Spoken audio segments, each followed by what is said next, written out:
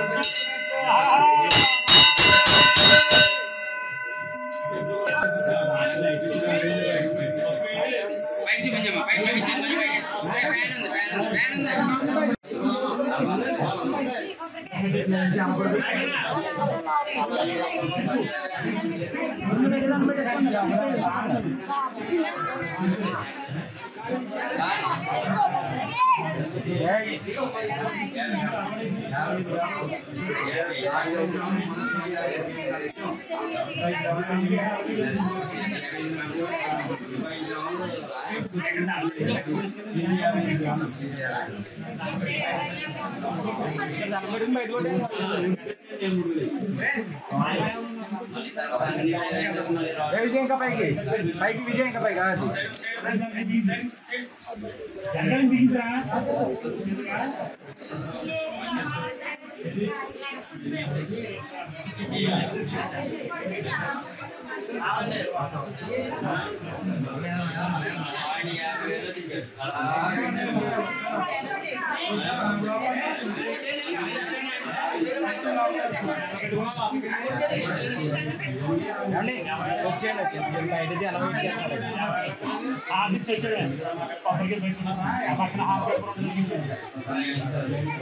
కొబ్బరికాయలు బయట